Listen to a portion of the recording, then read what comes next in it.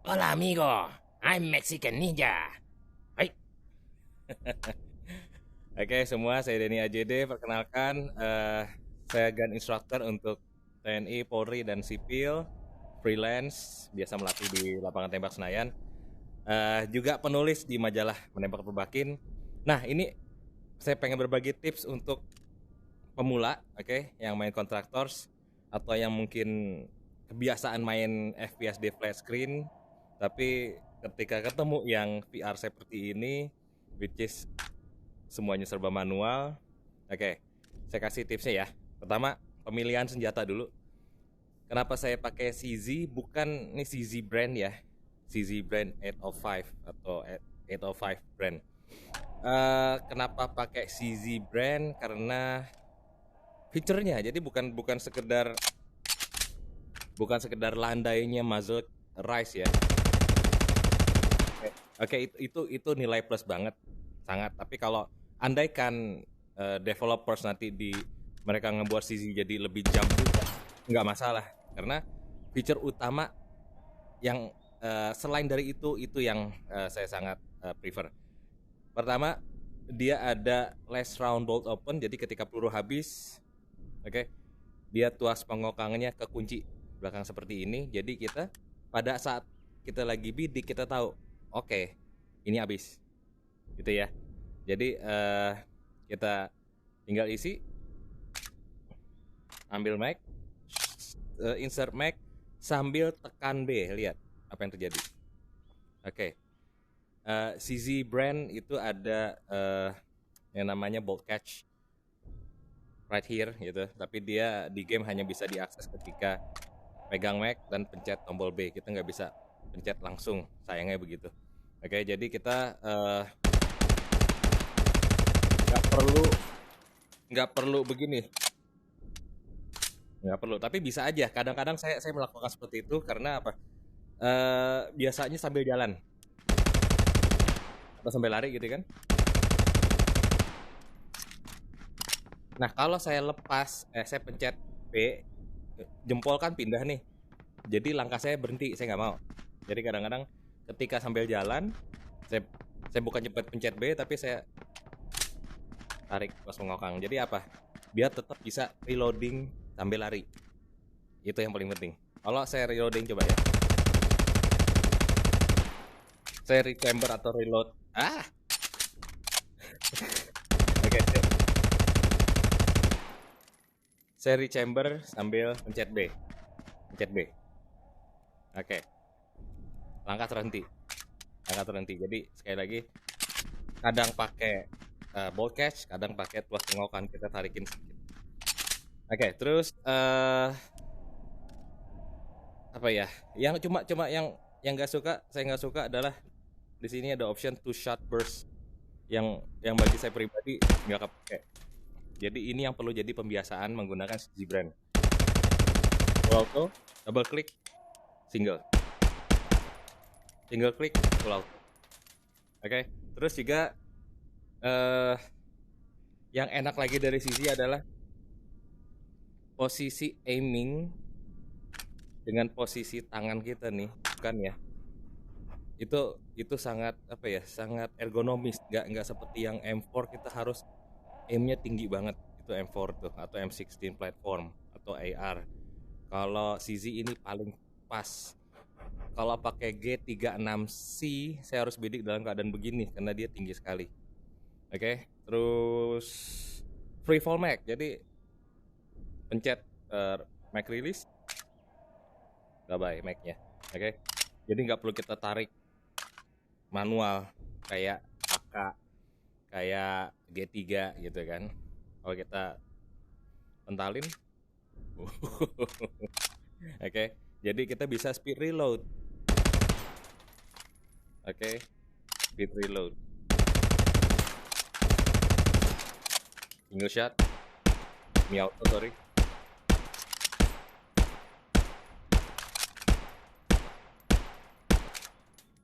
Oke, seperti itu. eh Terus kemudian apa lagi ya? Ya, it looks cool sih. rate of fire cepet. Terus juga untuk bidik ya, untuk bidik sekarang gini. Ini yang biasa saya beri pelatihan ke petembak beneran. Oke, pertama posisi standby senjata adalah high rise atau high ready seperti ini. Kenapa kita secara visual kita melihat senjata kita terus, tapi kalau kita low ready kita nggak lihat senjata kita, which is not a good thing. Kita tidak tahu kondisi senjata kita sebenarnya isi atau enggak, chamber atau enggak. Oke, kalau di sini kan kita bisa press check. Oh, oke. Jadikan ini default. Oke, high rise atau high ready default. Sekarang kita tinggal membiasakan aja bidik. Oke, high rise. Oke, cuma gini. In real life saya harus majuin senjata dikit, mundurin. Jadi kopor ini neken banget ke bahu. Tapi kalau di sini kan nggak perlu. Tapi ada bagus juga dibiasakan.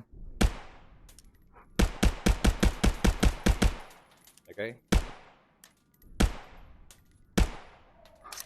Kalau pakai posisi low ready, bagi saya sih lebih takes time dan saya udah nggak pakai lagi. Itu aja sih. Lama-lama karena kebiasaan atau akhirnya nemu seperti ini jauh lebih enak. Ya, silakan coba deh untuk membuktikannya. Jadi sekali lagi, high ready, sikat, gitu ya. High instead of low ready. Oke. Terus untuk ngebidik, saya punya kebiasaan unik, which is ini yang sekali lagi tadi saya sebut, saya latih in real life kepada siswa-siswa saya. Pertama adalah kalau cover ada di sebelah kiri, saya bidik mata kanan. Misalkan saya pengen nembak box yang putih itu tuh. Oke. Saya bidik mata kanan, which is kelihatan ya dari sini kan bidikannya. Oke. Tapi ketika cover ada di sebelah kanan, saya bidik pakai mata kiri. Saya cari lagi kotak yang tadi. Nah, di mata kiri saya lihat, tapi mata kanan nggak bisa lihat. Kenapa begini? Karena kita nggak pingin tubuh kita terlalu ke expose. Kalau mata kanan, saya harus expose tubuh kita gila-gilaan. Which is kita hanya punya advantage ketika cover ada di sebelah kiri, bisa ngumpet. Tapi jangan sampai ketika cover ada di kanan kita bidik mata kanan juga. Nah, no good. Oke. Jadi sekarang kelihatan di mata kanan, saya pindahin mata kiri. Ini yang dilihat mata kiri. Mata kanan nggak nemu. Oke. Terus juga misalkan kita bidik di ini nggak ada tempat miring ya. Bidik senjata tempat seperti ini nih, ada ketinggian kan, kita ketutupan. Jangan seperti ini. Kenapa? Karena nanti bidikan, garis bidikan ada di atas, laras ada di bawah. Yang terjadi adalah kena sini dong. Oke. Jadi harus kita miringin. Sehingga kita pun juga bisa lebih ngumpet lagi. Oke. Ini sangat-sangat efektif, terus membuat musuh untuk susah nembak kita. Sedangkan kita bisa nembak dalam tempat yang sangat sempit. Oke, terus untuk bidik jangan seperti di PUBG ya. Jadi kita jangan bidik gini nih, which is bidikan ya gini deh, mata kanan udah kelihatan. Bidikan mungkin mengarah ke sasaran, oke, tapi pas kita tembak kembali lagi kenanya adalah di sini. Jadi justru kebaliknya. Saya lebih prefer pertama lurus bisa, tapi lebih prefer justru kebaliknya. Jadi benar-benar pastikan adalah peluru molos sampai ke target, ngelewatin pintu. Jadi apa kalau misalnya sebaliknya? Sekarang kita lihat bidikan mengarah ke sini, tapi laras sudah menuju ke sasaran. Oke, sebalik, berlaku sebaliknya. Jadi jangan kayak PUBG malah kebalik, dia bidiknya malah begini. Ya, in real life, that's it, itu yang terjadi. Oke, Terus mata kanan pula lagi. Waduh. Oke, jadi intinya badan kita juga nggak harus miring-miring, kita cukup hanya badan tegak aja udah cukup. Dan in real life juga nggak prefer kita badan untuk miring karena apa? Recoil nanti ngeganggu balance kita. Jadi jangan kita miring gini loh badannya, nggak usah. Jadi badan tetap tegak. Jadi yang kita lihat adalah satu garis. Oke, nggak harus sampai miring-miring atau nggak perlu. Jadi kita perlu stance yang bagus untuk kita bisa memanage recoil yang kita dapat. Oke, either begini atau begini, bukan begini. That's so stupid. Oke, terus biasakan membidik lewat tempat yang tidak diperkirakan seperti tadi. Jadi kita jangan expose ke sini terus, enggak. Oke. Terus kalau ada kolong sedikit, nah ini mingirin, kita jongkok aja, jongkok kepala kita miringin. Oke. Kalau bisa. Nih cuman nih update terbaru ngehe banget nih, jadi kita nggak bisa sampai low banget. Saya low banget dia ngikut naik. Kemarin-kemarin nggak gini, sedangkan balik lagi in real life saya bisa bidik dalam keadaan pembukaan hanya segini. Jadi pala tuh bener-bener turun. Sekarang nggak bisa tuh. Sucks. Oke, ini harus coba ya, misalnya. Nah, seperti ini. Ini lumayan. Nggak bisa. Masa harus begini nggak bidik? Oke, why? Oke, terus untuk handgun. Kalau pakai sidearm ya, handgun. Oke, kosong. Kita dulu. Clear. Untuk handgun, saya pakai CZ Shadow, jadi CZ dan CZ. Karena punya in real life yang ini gitu kan. Ini belum punya mahal. Oke. Pegang dua tangan pasti. Posisi standby adalah bukan begini, tapi adalah begini. Kelihatan ya? Oke. Begini standby. Lari-lari, ada musuh, langsung push. Oke, ya. Sekarang yang penting adalah kita melatih posisi sini langsung bidik. Dan ada di sasaran, itu yang kita mau. Oh, enggak, ini sih. Oke. Lagi standby.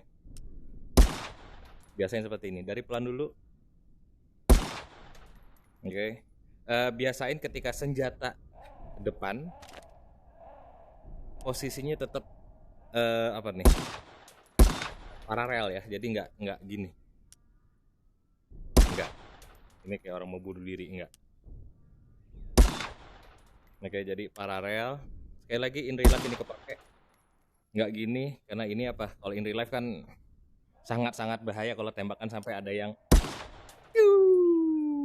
nanti mendaratnya entah kemana, kena tukang bakso atau apalah.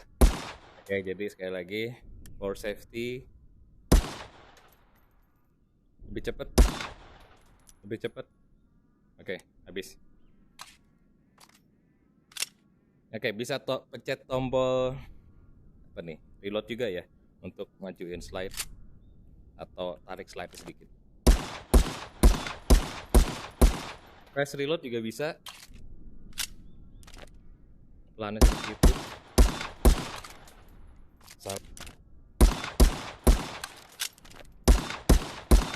Gak usah lihat. Why?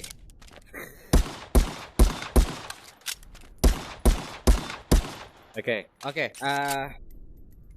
Handgun sama juga tadi bidik seperti itu. Cuma saya lupa nih. Alasan lagi kenapa kita sebaiknya pakai posisi high rise. Pertama, ini posisi default yang paling netral karena habis nembak. Oke, kita ready lagi. Ketika kita pengen reload, posisinya seperti ini. Cuma dimiringin sedikit. Oke. Oke. Kalau misalnya posisi di muzzle down kita seperti ini, posisi low ready ya. Pertama pegel iya. Kedua pas reload kita ganti gaya, turunin lagi. Enggak praktikal. High rise, high ready.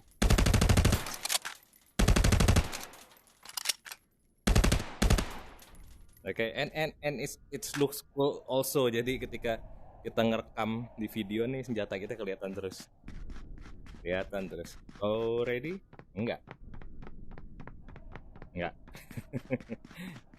Oke, high ready. Break. Reload.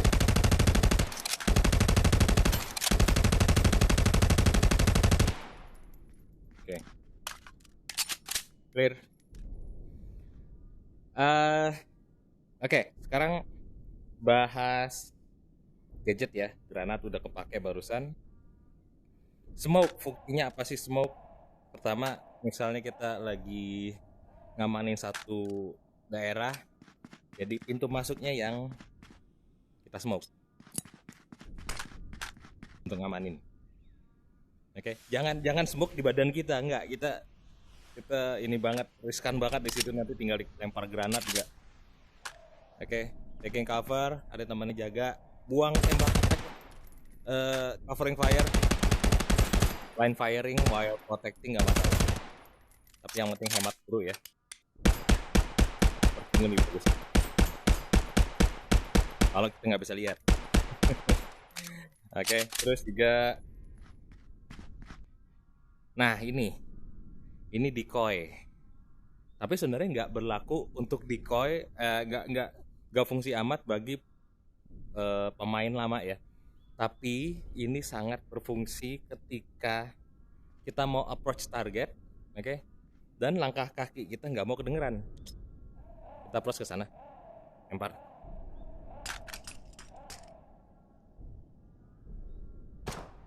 Oke, ranking. Jangan arah yang sama, ranking.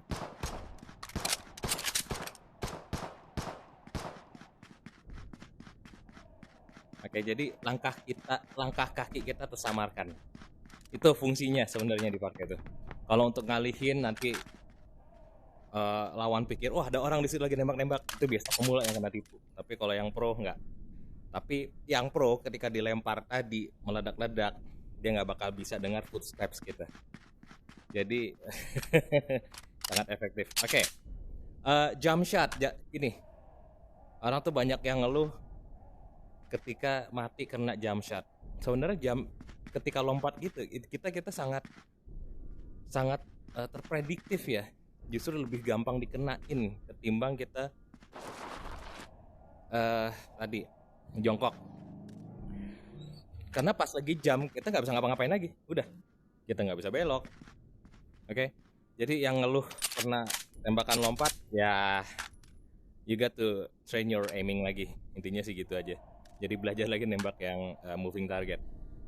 Kelebihan jump shot apa? Dia surprise attack iya pasti kan.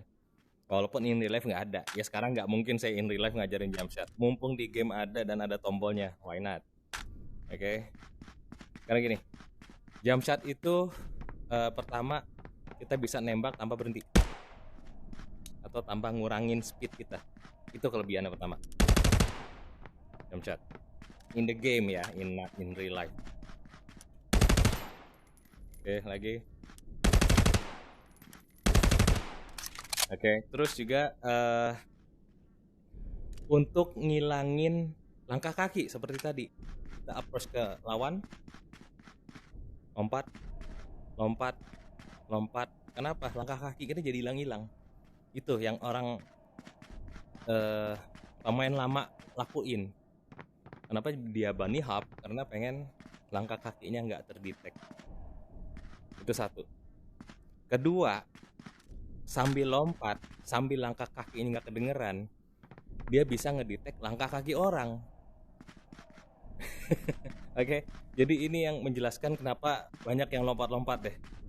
Kayak si Robert Keys, saya juga. Jadi pengen detect langkah atau pengen langkahnya nggak kedengeran, adalah dengan cara lompat. In real life nggak perlu lompat, nggak bisa lompat. In real life ya beda, this is game. In real life mau ketemu lapangan tembak lah, bareng kita nembak, oke?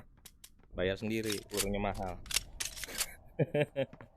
Oke guys, itu dulu. Kalau ada pertanyaan silakan. Nanti mungkin saya bisa bikin video baru lagi. So far, welcome to Contractors VR. Dari dulu saya bilang kalau ini paling keren, orang-orang pada nggak percaya, masih suka aja main Onward, masih suka main Pavlov dengan Onward lebih ini, Onward Pavlov lebih begini. Ketika mereka coba Contractors, they hook up. Oke. Sampai ketemu lagi. Que bueno amigo. Adios.